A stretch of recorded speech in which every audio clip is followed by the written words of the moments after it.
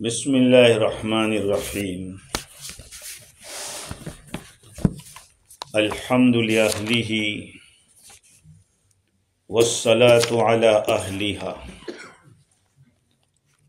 व बाद। फ़अऊज़ु बिल्लाहि मिनश शैतानिर रजीम। बिस्मिल्लाहिर्रहमानिर्रहीम। मिन्हा खलक़नाकुम व फ़ीहा नुईदुकुम व मिन्हा नुख़रिजुकुम तारतन उख़रा। सदक़ल्लाहुल अज़ीम। वक़द क़ाल नबी सल्लल्लाहु अलैहि वसल्लम हस्सिनु अक़फ़ानल मौता फ़इन्नहुम यतज़ावरून फ़ीमा बैनहुम व यतफ़ाख़रून बिहुस्नि अक़फ़ानिहिम। वक़ाल नबी सल्लल्लाहु अलैहि वसल्लम इज़ा वुलिया अहदुकुम अख़ाहु मैतन फ़ल्युहसिन कफ़नहु। रवाहु तिर्मिज़ी। बुज़ुर्गों, प्यारे भाइयों, गुज़श्ता मरतबा प्रैक्टिकली कफ़न की बात कही थी, लेकिन इसके लिए मुस्तकिल प्रोग्राम इंशाल्लाह करेंगे। तो आम दावत भी होगी उसको पब्लिक को, मतलब कि इस तरह से कि किस तरह पहनाया जाए कफ़न से प्रैक्टिकली। लेकिन आज कुछ बातें अर्ज़ करनी है कफ़न की सिफत के बारे में। कफ़न बेहतर ये है कि सफ़ेद कलर का हो, दूसरे कलर का भी हो सकता है, लेकिन अफजल ये है कि कफ़न सफ़ेद कपड़ा हो। इसलिए कि नबी अकरम सल्लल्लाहु अलैहि वसल्लम का इरशाद हज़रत जाबिर बिन अब्दुल्लाह रज़ियल्लाहु अन्हु नकल करते हैं कि आपने फरमाया अहब्बुस्सियाब इलल्लाहि तआला अलबीज़। अल्लाह ताला के नज़दीक सबसे ज़्यादा पसंदीदा लिबास कपड़े सफ़ेद है। सफ़ेद है, दूसरे पहन तो सकते हैं, अल्लाह को पसंद ही है। जैसे कि अल्लाह ताला को नामों में अब्दुल्ला और अब्दुर्रहमान पसंद है, हम दूसरे भी रखते, लेकिन पसंदीदा अल्लाह को वो है। आपने फरमाया कि फलयुलबिसहा अहयाअकुम व कफ़िनु फ़ीहा मौताकुम। चाहिए कि तुम्हारे जिंदा लोग सफ़ेद कपड़े पहने। चलो कुछ नहीं होता तो कम से कम जुमा के दिन ही पहन लिया करो, ईद के दिन पहन लिया करो, ऐसे दिनों के अंदर। क्या ख्याल है? और अपने मुर्दों को कफन भी दो तो सफ़ेद कपड़े में दो, ये हुजूर का हुक्म है। और दूसरी एक रिवायत है कि आपने फरमाया कि अपने मुर्दों का कफन अच्छा रखा करो, इसलिए कि कफन के अंदर तुम्हारे मुर्दे आपस में एक दूसरे की मुलाकात करते हैं। ये हदीस में है। इब्न क़य्यिम रहमतुल्लाह अलैह ने लिखा है कि जब रूह चली जाती है तो वो रूह आपस में मिलती है। जो पहले गुजर गए हैं वो इससे खबर लेते हैं, भाई क्या हाल है, फिरोज भाई की क्या खबर है? रिश्तेदार जब मिलते हैं तो भाई ये फलां रिश्तेदार कैसा है, फलां कैसा है। कोई अच्छी हालत पे होता है तो कहता है कि वो तो सुधर गया, बहुत दीनदार हो गया, और कोई वैसा ही हो तो कहा वैसा ही अभी तक वो। तो ये आपस में एक दूसरे को हमारे हालात अपने रिश्तेदारों को मालूम होते हैं। हाँ, इसलिए आपने क्या फरमाया कि अच्छे कफन में रखो ताकि वो आपस में मुलाकात करें। और वयतफ़ाख़रून बिहुस्नि अक़फ़ानिहिम, ये भी फरमाया कि ये लोग अच्छे कफन से फ़ख्र भी करते हैं, अच्छा कफन होता है उससे। और दूसरी एक हदीस है तिर्मिज़ी शरीफ के, जब तुम में से कोई किसी मय्यत का जिम्मेदार हो, रिश्तेदार ऐसा जिम्मेदार, तो उसको चाहिए कि उसका कफन अच्छा करे। देखो, धोया हुआ कपड़ा और नया कपड़ा कोई फर्क नहीं, दोनों एक ही है, एक बात है। इसीलिए बहुत सारे लोगों को देखा गया कि जब हज में जाते हैं तो कुछ कफन के कपड़े अपने ले जाके जमजम के पानी में धो डालते हैं, उसको करते हैं, तो उसको आप ना भी नहीं कह सकते, उनकी नीयत भी अच्छी है। और अगर कफन की जगह पे अपना एहराम ही का कपड़ा अगर किसी को मिल जाए तो कोई हरज नहीं, अच्छा है, क्योंकि जिस कपड़े में नेकी की है वो भी एक किस्म का गवाह है कि नहीं? तो कोई हरज नहीं, अपना जो कफन हो तो आदमी अपना एहराम का कपड़ा भी देना चाहे तो ले कह सकता है कि भाई मुझे अपने एहराम के कपड़े में। एक दफ़ा ऐसा हुआ था कि वो जो होटल वाला, अब गफूर वाला रेस्टोरेंट वाला, वो गुजर गया तो इज़ार के अंदर वही लेकर आए सुल्लू। तो मैंने कहा ये तो नहीं है सुन्नत में, सुन्नत ऐसा नहीं है। तो कहा अब्बा का एहराम चलेगा, मेरे को दौड़ेगा, क्योंकि उसमें जब हज किया है तब तो वो तो बहुत अच्छी चीज़ है। फिर उसी में हमने एक कफन दिया। तो अल्लामा हस्कफी रहमतुल्लाह अलैह फरमाते हैं कि पुराना कपड़ा धो दिया जाए और या नया कपड़ा, दोनों बराबर है। इसलिए कि सिद्दीक़ अकबर रज़ी अल्लाह तआला अन्हु का जब इंतकाल हो रहा था तो आपने क्या फरमाया कि मेरे ये जो 2 कपड़े हैं इन्हीं को धो डालना और उसी में मुझे कफन देना। वो पहले सिले हुए थोड़ी पहनते थे, इसे चादरें होती थी उनकी, तो कहा इसी में मुझे कफन देना। इसलिए कि ये जो कपड़े होंगे ये बड़ा आदमी है, तवाज़ु तो देखो क्या फरमाया, फ़इन्नहुमा लिल मुहली वस्सदीद, कहा कि बदन का क्या होने वाला है, पीप बनेगा, ये बनेगा, वो बनेगा। कहा कि बस ये कपड़े उन्हीं के लिए, ये कपड़े उनके लिए है। तो बड़े मुबश्शर बिल जन्नत थे अल्लाह के नबी के बाद अगर किसी का मकाम है इस उम्मत के अंदर तो वो सिद्दीक़ अकबर है। लेकिन तवाज़ु, और या क्या फरमाया कि भाई नए कपड़े तो जिंदा लोग ज्यादा मोहताज है, मुर्दे के मुकाबले में जिंदा लोगों को नए कपड़ों की ज्यादा जरूरत है। तो अल्लामा हस्कफी रहमतुल्लाह अलैह ने इस मकाम पर लिखा कि हासिल कलाम ये है कि आदमी अपनी जिंदगी में जो कपड़े पहनता था बेहतर है कि उसको उसी कपड़े, ऐसे ही कपड़ों में कफनाया जाए जो पसंद करे, सफ़ेद कपड़ा। लेकिन मैंने जैसे कहा कि सफ़ेद कपड़ा ही देना बेहतर है।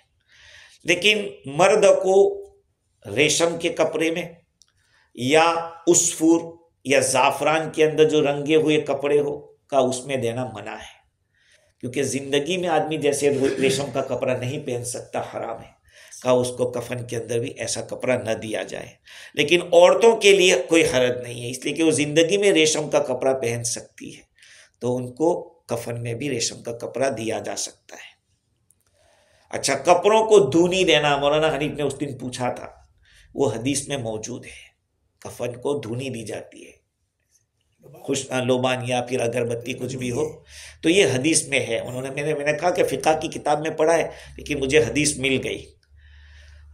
कफन को पहले वितर 1 मरतबा, 3 मरतबा, 5 मरतबा इसको धुनी दी जाए, इसलिए कि हुजूर सल्लल्लाहु अलैहि वसल्लम ने फरमाया इदा अजमरतुमुल मय्यित फअजमिरूहु वित्रा, जब तुम मय्यित को धुनी दो तो उसको ताक अदद में धुनी दो। ये हदीस है और इसको इब्न अबी शैबा, मुसन्नफ़ इब्न अबी शैबा और मुस्नद अहमद और मुस्तदरक हाकिम में तीनों ने रिवायत को नकल किया है। और दूसरी बात यह है कि नया कपड़ा या धोया हुआ कपड़ा अगर उसको खुशबू दी जाए, धुनी दी जाए, जैसे ज़िंदगी की हालत में देते थे, का इसी तरह से उसके मरने के बाद भी चाहे धोया हुआ कपड़ा हो या नया कपड़ा, धुनी दे दी जाए। आप सल्लल्लाहु अलैहि वसल्लम ने फरमाया इन्नल्लाह वित्र युहिब्बुल वित्र, अल्लाह ताक है और ताक को पसंद करता है।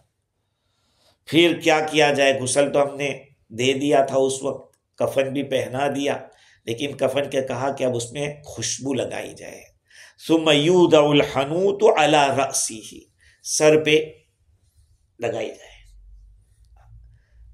दाढ़ी पे खुशबू लगाई जाए, इसलिए कि हज़रत सैयदना आदम अलैहिस्सलाम का जब इंतकाल हो गया तो फरिश्तों ने आपको गुस्ल दिया था और फरिश्तों ने आपको खुशबू लगाई थी।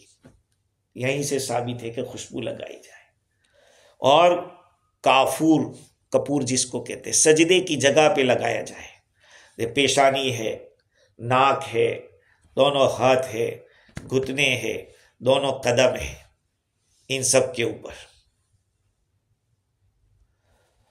इससे क्या होगा, खुशबू सजदे की जगह उससे खुशबू फूटेगी।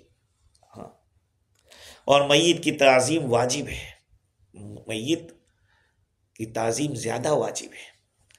उसकी ताज़ीम ये है कि उसको खुशबू लगाई जाए ताकि उससे बदबू न ज़ाहिर हो और जल्दी बिगड़ने से, उसकी बॉडी के बिगड़ने से आदमी की हिफाजत कर दी जाए। कभी कभी थोड़ी देर आंखें बंद करके सोच लिया करो कि हमारा क्या बनने वाला है? कभी कभी बिस्तर के ऊपर अपने रात के वक्त भी सोचो कि एक रात ऐसी अंधेरी होगी कि मुझे भी कब्र में सोना पड़ेगा और कोई ऐसा कपड़ा सिला हुआ नहीं होगा। हाँ, तो फिर आदमी को समझ में आएगा कि भाई वहाँ क्या बनेगा। आदमी को गुनाह से बचने के लिए ये सोचना बहुत बड़ा मुफीद होता है। हाँ, तो सर के अंदर चूंकि अल्लाह ताला ने सर में बहुत ही एक कीमती चीज दिमाग रखा है, दिमाग, हवास जितने हैं वो सब सर के अंदर है, यहाँ चेहरे के ऊपर। दाढ़ी है वो भी चेहरे में दाखिल है, इसलिए उसको खुशबू लगाई जाए आज़ाए सुजूद के ऊपर, चेहरे के ऊपर, सर के ऊपर। खुशबू कोई भी चलेगी, लेकिन ज़ाफ़रान और वर्स इसके सिवा, उसमें कलर होता है। जैसे हुजूर सल्लल्लाहु अलैहि वसल्लम ने मर्दों के लिए मना किया है जिसमें ज़ाफ़रान लगा हुआ हो, और अब वो मय्यत के ये जो सुराख है उनमें रुई डाल दी जाए या ना डाल दी जाए। तो अगर आपको ये खदशा है, अंदेशा है कि कोई चीज़ निकलेगी नाक से या कान से, तो फिर बेहतर ये है कि नाक और मुंह के अंदर भी रख दिया जाए कॉटन को। इमाम शाफी रहमतुल्लाहि अलैहि ने तो यहाँ तक लिखा कि पीछे के रास्ते में भी डाल दिया जाए, लेकिन हमारे मशाइख ने उसको अच्छा नहीं समझा है। हाँ, उनका कहना ये है कि इसकी कोई ज़रूरत नहीं है। मैंने पहले भी बताया था आपको कि एक दफ़ा गुस्ल देने के बाद मय्यत से कुछ निकलता है, उससे उसके गुस्ल पे और वज़ू पे कोई फ़र्क नहीं पड़ता है, वो चलेगा, दोबारा गुस्ल देने की ज़रूरत नहीं है।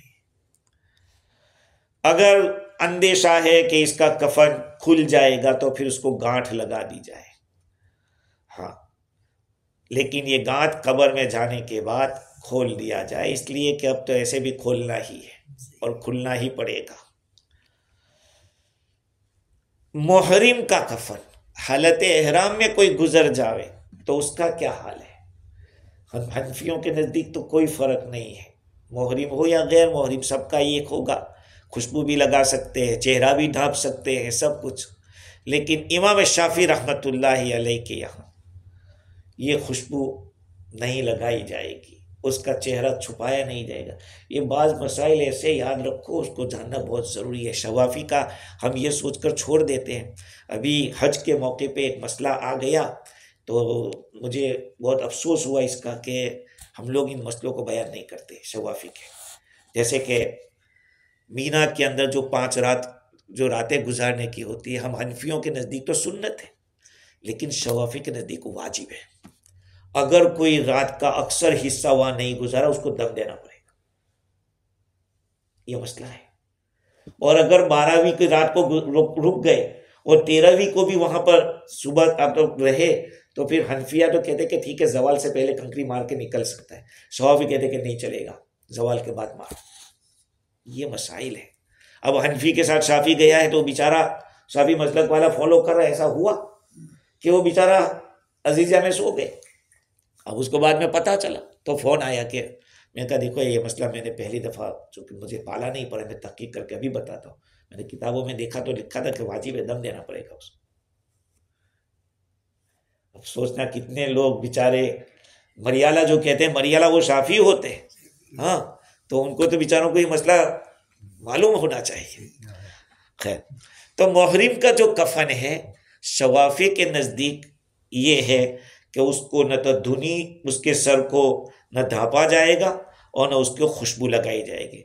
उनके पास भी दलील है, हमारे पास भी दलील है। उनका कहना है कि हुजूर सल्लल्लाहु अलैहि वसल्लम से मुहरिम के बारे में पूछा गया कि जिनकी ऊँटनी ने उनको गिरा दिया था और उनकी गर्दन टूट गई थी, आपने फरमाया कि पानी से और बेरी से उनको घुसल दो और उनको कफन दे दो उसी के कपड़े में, और उनके सर को मत ढांपना, इसलिए कि कल क़यामत में ये तलबिया कहते हुए खड़ा होगा।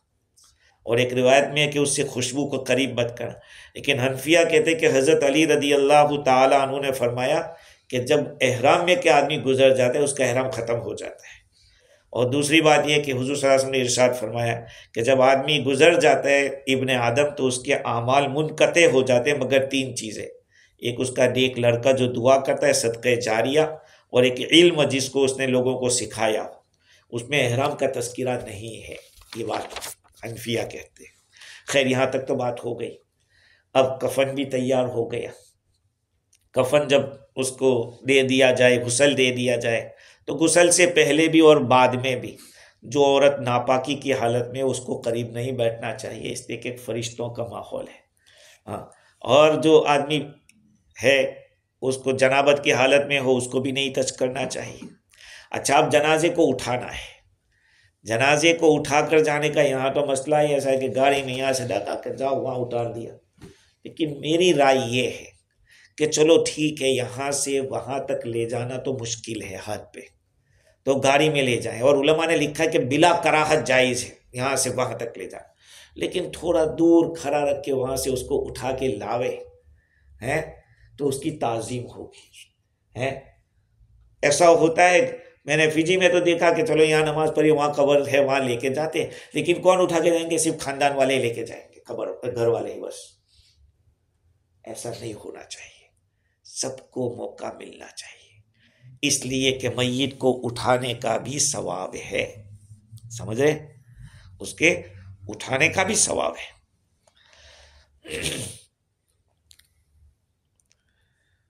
इमाम शाफी रहमतुल्लाह अलैह फरमाते कि दो आदमी उठाएंगे, एक आदमी ऐसे आगे से, एक आदमी पीछे से। इमाम शाफी रहमतुल्लाह। हनफिया कहते कि नहीं, चार आदमी उठाएंगे, चार आदमी, एक इधर आगे, दो पीछे। ये तो कहीं से भी उठा ले सुन्नत अदा हो जाएगी, लेकिन एक आला दर्जे की सुन्नत उसमें क्या है? आला दर्जे की सुन्नत यह है कि उसको आदमी अपना सीधा कंधा देवे, सीधा कंधा देके आगे के हिस्से से 10 कदम चले, फिर दूसरे पिछले हिस्से को फिर 10 कदम दे दे, फिर आगे जाके लेफ्ट साइड को उल्टा कंधा देवे और 10 कदम चल के फिर पिछले हिस्से में। मैं समझाता हूं कैसे। देखो, ये जैसे जनाजा है तो हमेशा जब भी जनाजे को उठाएंगे तो सर आगे होगा, पांव पीछे होंगे, ऐसे उठाएंगे। तो मय्यत का सर इधर है तो उसका राइट हैंड किधर होगा? इधर होगा, इधर होगा ना?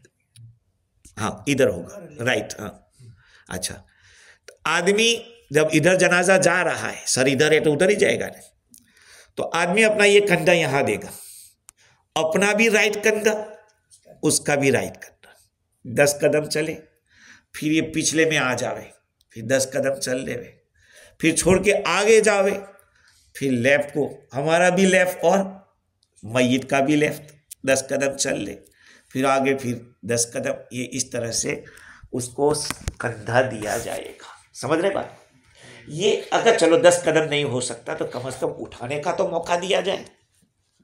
हाँ, इमाम शाफी रहमतुल्लाह अलैह फरमाते हैं कि हजरत साद बिन मुआज रदी अल्लाह तआला अन्हु के जनाजा जब उठाया तो 2 सुतून पर उठाया गया था, आप सल्लल्लाहु अलैहि वसल्लम ने उठाया था। हनाफ कहते हैं कि अब्दुल्लाह इब्न मसूद रदी अल्लाह फरमाते हैं कि सुन्नत ये है अन तुहमल जनाजतु मिन जनवानिबिहल अर्बा, जनाजे को उठाया जाए उसके 4 कोनों से, ये 4 कोनों से। ये हदीस इब्न मसूद नकल करते हैं। और अब्दुल्लाह इब्न उमर रज़ियल्लाहु अन्हु का अमल बताया कि वो जनाजे के ऊपर चारों तरफ से घूम के कंधा देते थे, और पूरी दुनिया में अमल यही चल रहा है। उसमें जनाजे के गिरने का भी खतरा नहीं रहता और उठाने वालों के लिए भी आसानी हो जाती है। कभी हैवी बॉडी हो जावे तो 2 आदमी को तो पसीना निकल जावे, हवा निकल जावे, इसलिए कि उठा के जाना ये भी एक काम है। हाँ, तो 4 आदमी। और कभी कभी क्या होता है मालूम आपको, मैं बताऊं, हमने इंडिया में भी देखा कि हमारे इंडिया में तो ऐसा होता है कि चारों कोने बदलते रहते हैं, लेकिन घर का आदमी है वो बिल्कुल शुरू से लेकर आखिर तक उठा के चलेगा। अरे भाई, क्या जरूरत है इसकी? अब पूरा बोझ उठा के यहीं पे सारा हक अदा हो जाएगा है। कभी तो ऐसा होता है कि पूरी जिंदगी सताया हो, लेकिन उस वक्त तो उठा लेते हैं। भाई, इमाम शाफी रहमतुल्लाह अलैह ने जो दलील बताई उसका जवाब यह है कि उस वक्त जगह तंग थी, उठाने वालों के लिए ही जगह तंग थी, तो फिर कैसे करेंगे? अच्छा, हदीस में सुना दो आपको। मन हमल जनाजतन 40 खतवतन कफ़रत 40 खतीअतन औ लफ्जुन आखर। जो आदमी, हदीस में है कि जो आदमी किसी के जनाजे को उठाएगा 40 कदम तक, तो अल्लाह के नबी सल्लल्लाहु अलैहि वसल्लम ने इरशाद फरमाया कि उस आदमी के 40 गुनाह माफ कर दिए जाएंगे, और वो भी कबीरतन, हाँ कबीरतन का लफ्ज है, उसके 40 बड़े बड़े गुनाह माफ कर दिए जाएंगे। जाहिर बात है कि इतना बड़ा अमल है। हाँ है, या तो 8-10 दिन हाथ लगा दे सब, नहीं तो चलो ठीक है, एक ताजिम वही हो गई, चलो, लेकिन 4 कोने से। अब हमारे इंडिया में क्या होता है, कैसे इधर से उठाता है, अब ये पीछे आएगा और फिर आगे वाला चलता रहेगा, ऐसे सिलसिला चलेगा, और फिर ऐसे आगे आएगा, फिर इधर से करते रहेंगे, ये होता है। लेकिन हमारे यहाँ तो क्या होता है कि जनाजे को लेकर गए, सीधे वहीं पे जहाँ नमाज पढ़ने वहाँ उठा दिया, अब नमाज पढ़े वहाँ के रख दिया। अब ये कि ये क्यों इसको उलमा कहते हैं कि ये ताजीम के खिलाफ है, गोया कि एक लगेज हो गया है, लगेज को रखा, लगेज को उतारा। लेकिन होना ये चाहिए कि उसको 40 कदम वाला होना चाहिए है, हाँ 40 कदम चलते हैं, हाँ वो हो तो बेहतर है, लेकिन पब्लिक बहुत ज्यादा है और मौका नहीं मिल, कम से कम हाथ ही देने दो यार, कम से कम हाथ ही दे देने दो। बहुत कभी 1000 लोग होते हैं। वहां उलमा ने एक मसला लिखा है कि अगर पब्लिक बहुत ज्यादा है तो फिर क्या किया जाए, वहां पे बम्बू बांधा जाए, बांस इंडिया में होता है, कोई बड़े बुजुर्ग ऐसे, पब्लिक बहुत ज्यादा होती है और हर एक चाहता है कि मैं भी कुछ हाथ दे दूं, मैं भी हाथ गंदा दे दूं, गंदा, तो फिर उस वक्त बांस बांधा, बगैर जरूरत के बांधना मकरूह है, मना लिखा है। तो 40 बड़े गुनाह माफ हो जाते हैं। और अब बच्चे का अगर जनाजा है तो कहा कि उसको एक आदमी ऐसे, अगर दूध पीता बच्चा है या छोटा बच्चा है तो उसको एक आदमी ऐसे उठाकर लेके जाएगा, फिर दूसरा आदमी उठाएगा, ऐसा इस तरह का मिलता है कि उसी में उसको उठा के उसको बड़े जनाजे में रखने की जरूरत नहीं है। बच्चा भी तो काबिल ताजीम है, लिहाजा उसको मर्द ही उठाएंगे। हाँ, किसी सवारी के ऊपर उसको उठा कर ले जाने की जरूरत नहीं है। हाँ, अगर ऐसा दूर हो तो फिर अलग मसला है। जनाजे को लेकर जल्दी करना चाहिए, लेकिन इतना जल्दी नहीं कि मय्यत ऐसे हिलने लगे। नबी अकरम सल्लल्लाहु अलैहि वसल्लम ने इससे मना किया। अज्जिलू मौताकुम, अपने मुर्दों को जल्दी करो, गुसल दे दिया, सब कुछ हो गया, अब जल्दी से ले जाने। लेकिन जल्दी लेने का मतलब ये नहीं कि ऐसे उठाने में गड़बड़ करो, इधर गाड़ी चला रही है, इधर हिल रहा है मय्यत, ऐसे तो उस मय्यत को तकलीफ होगी। हदीस में आया कि उसको जल्दी दफनाओ, इसलिए कि अगर वो नेक था तो उसको अपनी अच्छी जगह पे पहुंचा दो, और अगर नालायक है तो अपने अंदर से निकालो उसको जल्दी। ये हदीस है। फबुअदन लिअहलिन नार, कहा जहन्नम वालों को जल्दी दूर करो अपने से। लेकिन ऐसा जल्दी नहीं होना चाहिए कि जिसके अंदर मय्यत को धक्का लगता हो। हज़रत अब्दुल्लाह इब्न मसऊद रज़ियल्लाहु अन्हु फरमाते हैं कि हमने रसूलुल्लाह सल्लल्लाहु अलैहि वसल्लम से जनाजे के साथ चलने के बारे में पूछा तो फरमाया मादून अल खबब, धक्का पीने वाली बात नहीं, इसलिए कि इससे नुकसान पहुंचता है। अगर आप जल्दी भागोगे तो पीछे वाले जो आ रहे हैं उनको भी तकलीफ होगी। ये भी एक मसला है, ये भी एक मसला है कि जनाजे के आगे चला जाए या पीछे चला जाए, ये भी एक मसला है। हनफी लोग कहते हैं कि पीछे चला जाए, कि वो दुल्हा है और दुल्हा आगे रहता है, बारात पीछे रहती है, ये है। लेकिन शवाफी कहते हैं कि नहीं, ये तो सिफारिशी है, सिफारिश करने के लिए जा रहे तो सिफारिशी पहले जाता है और जिसकी सिफारिश है वो बाद में होता है। तो फिर हम लोग कहते हैं कि जनाजे की नमाज में क्यों उसको आगे रखते हो? हर एक के पास दलील है। हमारा जो इस्लाम का जो फ़िक़्ह है वो ऐसा नहीं है कि बस कह दिया, उसके पीछे दलील। इमाम शाफी रहमतुल्लाह अलैह फरमाते हैं कि अब्दुल्लाह इब्न उमर रज़ियल्लाहु अन्हु फरमाते हैं कि रसूल अकरम सल्लल्लाहु अलैहि वसल्लम सिद्दीक़ अकबर रज़ियल्लाहु अन्हु, हज़रत उमर रज़ियल्लाहु अन्हु जनाजे के आगे चलते थे। ये मुस्नद अहमद और सुनन अबू दाऊद की रिवायत है, यानी ये आदत बता रहे हैं। उनकी आदत थी कि वो अफजल चीज़ को करते थे। और दूसरी बात यह कि मय्यत के सिफारिशी है और सिफारिशी आगे रहता है। अच्छा, हमारी दलील क्या है? अब्दुल्लाह इब्न मसूद रज़ी अल्लाह तआला फरमाते रसूलुल्लाह सल्लल्लाहु अलैहि वसल्लम ने इरशाद फरमाया कि जनाजा मतबू होगा, यानी जनाजे को मतबू बनाएंगे, आप मेरे ताबे हैं, मैं तुम्हारा मतबू हूँ, तुम मेरा इत्तिबा करते हो, मैं इमाम हूँ, इमाम आगे रहता है और ताबे पीछे रहते हैं, मतबू आगे रहता है। हुजूर ने फरमाया अल जनाज़तु मतबूअतुन, जनाजे के पीछे पीछे चला जाएगा। और वलैसत बिताबिअतिन, जनाजा ताबे नहीं, लैसा माहा मन तक़द्दमा, उसके साथ कोई ऐसा नहीं जो आगे बढ़े। लेकिन कभी क्या है, हिंदुस्तान में ये चीज़ है कि जब उसको कंधा देना होता है तो कुछ लोग आगे चले जाते हैं, जिसको कंधा देने वाले जो दे चुके हैं तो वो पीछे रहे, और जो है जिनको देना है वो आगे चलेंगे। हदीस अब्दुल्लाह इब्न मसूद रज़ियल्लाहु अन्हु फरमाते हैं कि जनाजे के पीछे चलना आगे चलने के मुकाबले में ऐसा है जैसे कि फ़र्ज नमाज को फजीलत है नफल नमाज के ऊपर।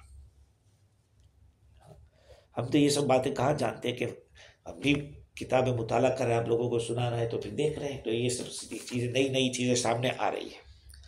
अच्छा, आप सल्लल्लाहु अलैहि वसल्लम का, इसी तरह से सिद्दीक़ अकबर और हज़रत उमर रज़ियल्लाहु, अगर थोड़ी देर के लिए समझ लो कि ये लोग अगर पीछे रहेंगे, जनाजे के पीछे रहेंगे, तो पब्लिक कहाँ जाएगी?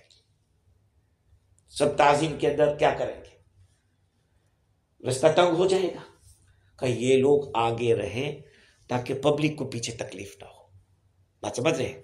इस वजह से सिद्दीक़ अकबर और हज़रत उमर रज़ी अल्लाह तआला लोगों पर मामले को आसान करने के लिए, क्योंकि भीड़ हो जाएगी तो फिर लोग इनको रास्ता देंगे कि ये बड़े हमारे, उनको आगे जाने दो। और दूसरी बात यह है कि अब्दुर्रहमान इब्न अबी अंदा फरमाते हैं कि मैं हज़रत अली रज़ी अल्लाह के साथ जनाजे के पीछे पीछे चल रहा था, सिद्दीक़ अकबर और हज़रत उमर रज़ी अल्लाह अन्हु जनाजे से आगे आगे चल रहे थे। मैंने कहा हज़रत अली से कि मा बालु अबी बकर व उमर यमशियान अमामल जनाजा, अरे भाई सिद्दीक़ अकबर हज़रत उमर को क्या हो गया कि वो जनाजे के आगे आगे चल रहे हैं। फ़क़ाल इन्नहुमा यअलमान, फरमाया कि जानते हैं कि पीछे चलना अफजल है आगे चलने से, लेकिन वो लोगों के लिए आसानी कर रहे हैं, यानी लोग उनके आगे चलने से गुरेज करेंगे उनकी ताज़ीम की वजह से, तो उन्होंने सोचा हम ही आगे चले जाएं ताकि लोग पीछे अपने आसानी से चलते। बात समझ रहे हो? समझे कि नहीं? दूसरी बात यह है कि जनाजे को जब ले जाया जाए तो उसके साथ कोई आग वाली चीज़ नहीं होनी चाहिए। आग वाली जैसे कि कोई लोबान है या कोई अगरबत्ती है, इस तरह की चीज़ नहीं होनी चाहिए। क्यों? इसलिए कि कोई सोचेगा कि यार हम जैसे कहते हैं ना, कुफ्फार को पहले ही उनको जलाना शुरू करके यहीं से शुरू हो गया, कहते हैं ना, और अगर सर उठाता है तो उसको मारता है बेटा, तो कहा देखो यहीं से मार पिटाई शुरू हो गई, बेटा ही ठोक रहा है इसको, समझ रहे? तो कहा कि कोई ऐसी चीज़ ना ले जाए। इसीलिए तो उलमा ने कहा कि पक्की ईंट भी मत रखो, जो आग में जली हुई ईंट है पक्की ईंट का, कच्ची ईंट रखो अगर रखनी है तो कब्र के अंदर। जैसे वो लगते हैं बहुत सी जगह के ऊपर कंक्रीट नहीं, वो मट्टी का गारा रखते हैं हमारे इंडिया के अंदर, उसको जब मट्टी लकड़ी रख देंगे तो लकड़ी के ऊपर एक ये चटाई जैसा रखते हैं और चटाई के ऊपर गारा रखते हैं मट्टी का। ये तो कच्ची ईंट रख सकते हैं, पक्की ईंट रखी जाए। हुजूर अकरम सल्लल्लाहु अलैहि वसल्लम ने एक जनाजे के अंदर एक औरत को देखा कि उसके हाथ में धुनी है, आग की धुनी लेकर जा रही है। आप सल्लल्लाहु अलैहि वसल्लम उस पर गुस्से हो गए और उसको निकाल दिया, यहाँ तक कि वो गायब हो गई, कीलों के अंदर भाग गई। हज़रत अबू हुरैरा रज़ी अल्लाहु अन्हु फरमाते कि ला तहमिलू मुजबिरन, यानी माहू, जनाजे के साथ इस तरह से लेकर मत चलो धुनी जिसके अंदर आग हो। दूसरी बात यह है कि जनाजा जब आवे तो अगर आप जनाजे की नमाज पढ़ने जाने वाले हैं तो आप खड़े होकर चले जाएं, अगर नहीं है तो फिर चुपचाप बैठे रहें। लेकिन ये बात जो मैंने पढ़ी है, चूंकि हुजूर अकरम सल्लल्लाहु अलैहि वसल्लम ने एक यहूदी का जनाजा देखा था, तो आप सल्लल्लाहु अलैहि वसल्लम खड़े हो गए थे। इसलिए इस मसले को हम अभी रहने देते हैं, आइंदा इसको इंशाल्लाह हल करेंगे। मय्यत के साथ चिल्ला चिल्ला कर रोना, इसी तरह से नौहा करना, ये सब चीज़ें गिरेबान फाड़ना, मुसीबत को बयान करना, ये मना है, मकरूह तहरीमी है। जब तक जनाजे को रखा न जाए वहां तक बैठना नहीं चाहिए। समझे? एक और बात बताऊं कि कब्रिस्तान के अंदर बेचारे काम करने वाले बड़ी मेहनत करते हैं। देखिए ना, बाद लोग तो जूस भी पीते हैं, कुछ खाते भी है, ये सब कुछ चाय वाय वो सब कुछ, और वो जिगर की बात है, जिगर की बात है।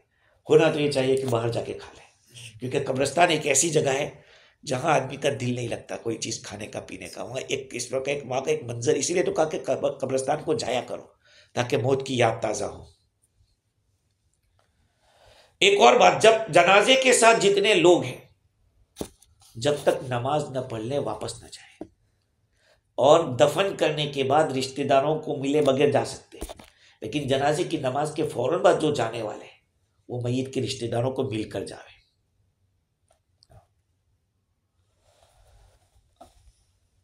अगर जनाजा किसी पड़ोसी का या रिश्तेदार या नेक आदमी का है तो उसके साथ जाना नफल नमाज पढ़ने से अफजल है। एक और बात, यकरहु रफ़्उ सौत बिज़िक्र, जनाजे के साथ अशहदु अल्ला इलाहा इल्लल्लाह, ला इलाहा इल्लल्लाह, और भी बहुत कुछ चिल्लाते हैं, मना है, मकरूह है। ये किताब लिखी गई है सन हिजरी 587 फिक़ह की हनफियों की बहुत बड़ी किताब है ये। उसमें लिखा है कि मय्यत के सामने जिक्र के जरिए जोर जोर से चिल्लाना ये मकरूह है। हजरत कैस बिन उबादा फरमाते हैं कि सहाबा किराम रिदवानुल्लाह अलैहिम अजमईन 3 जगह पर जोर से चिल्लाने को नापसंद करते थे। 1, जंग के मैदान में किताई के वक्त, नंबर 2 जनाजे के वक्त, और नंबर 3 जिक्र के वक्त। अब जिक्र कर रहे हैं, कोई चिल्ला रहा है का नहीं, इसलिए कि यह अहले किताब के मुशाबे है। आपने देखा होगा यहूदियों को, वो दीवार के पीछे कैसे मोर मार रहे हैं और जोर जोर से बोल रहे हैं। अच्छा, एक और बात, जनाजे के पीछे जो जो लोग गए, जब तक जनाजा रखा ना जाए वहां तक बैठा ना जाए। इसलिए कि हम लोग गए हैं ताजीम के लिए, मय्यत की ताजीम में, तो ये ताजीम नहीं है कि जो असल है वो तो अभी बैठा नहीं है और हम बैठ जाए। और दूसरी बात यह है कि अगर जनाजा रख दिया गया तो उसके बाद बैठने में कोई हरज नहीं है, खड़े रहते हैं, ये भी यहूदियों की निशानी है। एक रिवायत है हज़रत उबादा बिन सामित रज़ियल्लाहु अन्हु, ये मुस्लिम शरीफ की हदीस है। उबादा बिन सामित फरमाते हैं कि आप सल्लल्लाहु अलैहि वसल्लम जब तक मय्यत को रखा नहीं जाता बैठते नहीं थे, यानी मय्यत को कब्र में नहीं रख देते वहां तक बैठते नहीं थे। तो वह और सहाबा के साथ आप खड़े रहते थे कब्र के सर के पास।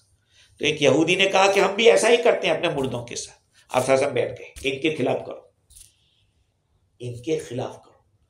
तो अगर मय्यत को जनाजे को रख दिया है अब आप बैठ सकते हैं, लेकिन जब जनाजा अभी ला रहे हैं या आया नहीं और आप बैठ जाएंगे तो ये अच्छी चीज नहीं है। कैसे रखा जाए? कहा कि अर्ज में रखा जाए, ऐसे ऐसे सर इधर रहेगा, जैसे सोते हम लोग, सुन्नत सुनने का तरीका है, इस तरीके से रखा जाए। तो ये कुछ मसाइल है जो अभी तो मय्यत को उतारना बाकी है। फिर नमाज अभी तो मय्यत को वहां रखा है, अभी कब्र के पास नहीं रखा है, जहां नमाज पढ़नी है वहां पे रखा है, तो उसको अर्ज में रखा जाए, सर इधर पाँव उधर। लेकिन देखो एक बात याद रखो, ये तो सुन्नत है, अगर उल्टा भी रख दिया तो नमाज तो हो जाएगी उल्टा, क्योंकि मय्यत सामने है, बात कर। अब दोबारा पढ़ने की जरूरत नहीं है। एक जगह पे ऐसा हुआ कि मय्यत को दो दफा नमाज पढ़ेगी, अभी वो मसला वो भी आएगा कि क्या जनाजे की नमाज को रिपीट किया जाएगा या नहीं किया जाएगा। शवाफी के नज़दीक है, हनफियों के नहीं है। तो इंशाल्लाह आइंदा इसको गुफ्तगू करेंगे, कुछ मसाइल सवाल होता है। हाँ क्या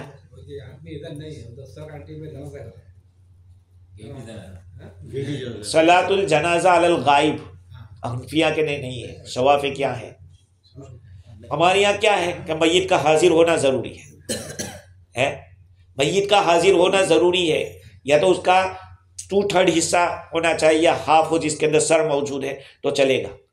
अगर नहीं है तो जनाजा उसका नहीं होगा, नमाज नहीं होगी।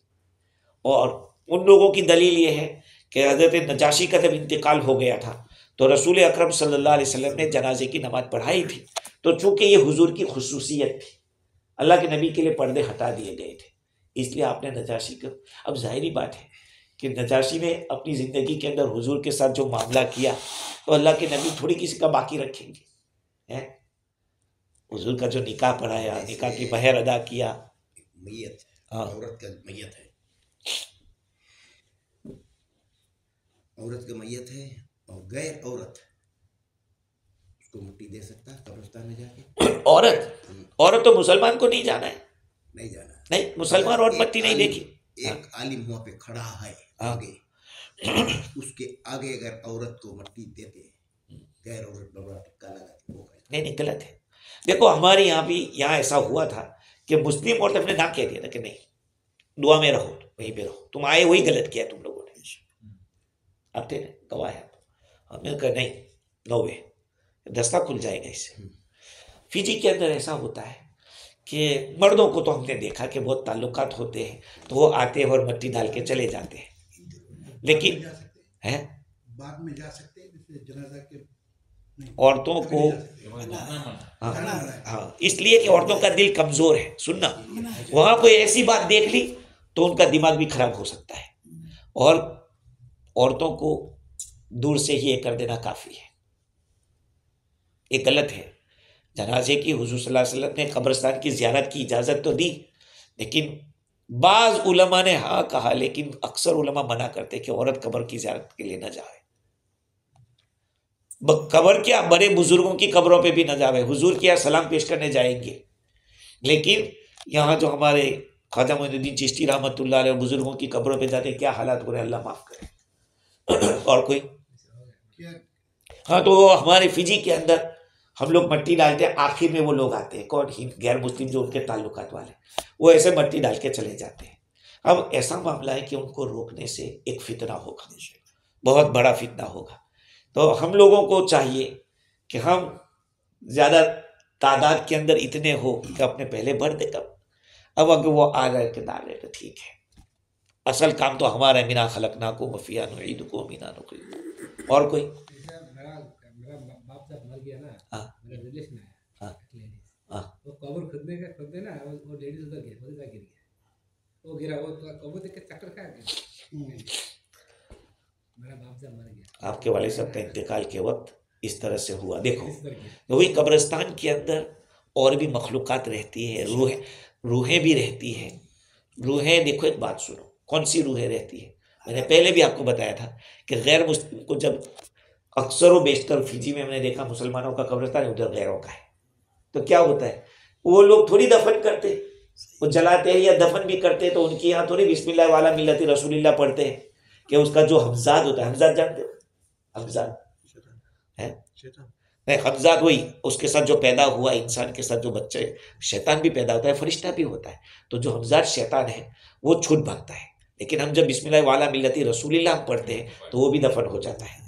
तो अब वो क्या कहते हैं कि उसकी आत्मा वात्मा कुछ नहीं आती, आत्मा तो फरिश्ते ले गए, अब वहां थुकाई हो रही होगी जो, लेकिन ये तो जो उसके साथ पैदा हुआ था वो घूम रहा है, समझ रहे। और कोई, ये तो मैं एक्सपीरियंस किया कनाडा में। हाँ, अम्मा की दफन के बाद में बहन लोग बच्चे नाती लेके गई, बताए मना है, हाँ, वापस आए बीमार है बच्चे से, मतलब वो वजन रूबी हुए। सुनिए एक बात बताऊं, एक्सपीरियंस देख के मेरा खुद का एक्सपीरियंस, बड़ी उम्र वाला आदमी रेकी का, वो जहाँ जनाजे को हम नमाज पढ़ते हैं वहाँ पे सब घास कटिंग करने के बाद सो गया, ऐसा सो गया कि कोई औरत आई उसको एक चपट दिया और ऐसा दिया कि पूरे बदन में घाव हो गया। अब वो, मुझे उनकी हिम्मत तो नहीं हुई कि मुझे कहे, मुझे किसी ने कहा, तो 40 दिन तक उसको भी इलाज करना पड़ा और फिर जाके ठीक हुआ।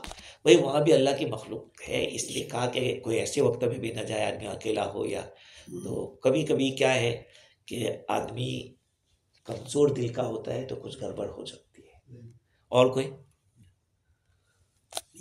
कोई सवाल? आपसे पूछ रहा हूँ उस जमाना में हाँ। कि अकेले आपको पसंद जा सकते हैं रात के, तो आप बता रहे हम ही इंसान है हाँ बिल्कुल। रहे ना। नहीं, मेरे उस्ताद हमारे क्या मेहमान आए एक दफ़ा, तो ससुराल में 3 मंजिला मकान है, तो ऊपर के तीसरे मंजिले में उस्ताद को कहा क्या क्या मैं नहीं सोऊंगा अकेला, तो इस पे सोचा नहीं आ सोता। देखो मूसा अलैहिस्सलाम ने लाठी डाली, उनकी लाठी जो उनको पता है कि मेरी लाठी है, वो सांप बन गया, तो पकड़ने से डरने लगे कि यार अरे भाई तुम्हारी तो लाठी, आप ही की तो लाठी थी, और आप उससे डर रहे। इंसान है। अभी नया क्या है, हम लोग तो पहले से बड़ा बिना खलाक ना पहुंचे हम लोग को बिना निकले जो उतारा होता है, ये तो हम लोग पढ़ा ना, अभी बोले मना है ये दुआ पढ़ा है। ये दुआ इसके ऊपर पढ़ा आइंदा है। बात करेंगे इंशाल्लाह। नहीं इंशाल्लाह आइंदा बात करेंगे, ठीक है। सुभान अल्लाह, सुभान अल्लाह।